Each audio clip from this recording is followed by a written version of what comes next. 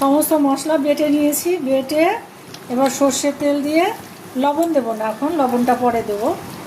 ভালো করে মেখে আধ ঘন্টা মতন রেখে দেবো। এর মধ্যে তো আগেই বলে দিয়েছি কি কি মশলা দিয়েছি। এলাচ, দারচিনি, লবঙ্গ, গোটা ধনে, গোটা জিরে, শুকনো লঙ্কা, পেঁয়াজ, রসুন, আদা, জয়ফল, জায়ত্রী, দুটো চারটে গোলমরিচ, অল্প অল্প সব কিছু দিয়ে পেস্ট করে এই যে মেখে এবার রেখে দেবো। এবার পেঁয়াজ আর যে ফোড়ন একসঙ্গে দিয়ে দেবো।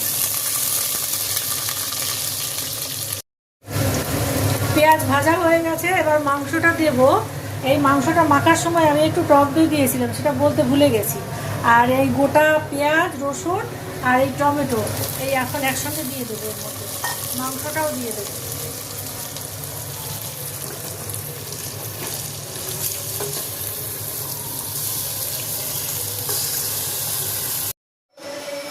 মাংস ম্যারিনেশনের সময় আমি কিন্তু লবণ দেইনি, তাই এখন লবণটা দিয়ে দিচ্ছি।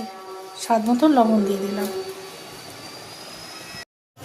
মাংসটা দিয়ে দেওয়া হয়ে গেছে, এবার গ্যাসটা একদম কম করে রেখেছি। এইভাবেই আস্তে আস্তে আস্তে আস্তে হবে, আমি কিন্তু গ্যাস বাড়াবো না।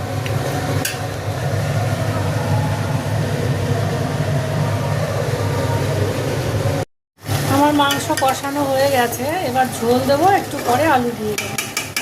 একদম দেখে তো সুন্দর করে কষানো হয়ে গেছে, আর গরম জল দেবো।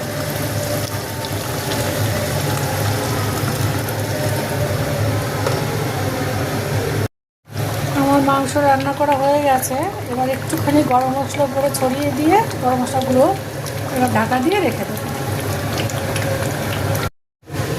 মাংস আমার হয়ে গেছে, গ্যাস বন্ধ করে দিয়েছি, এবার ঢাকা দিয়ে রেখে দেবো।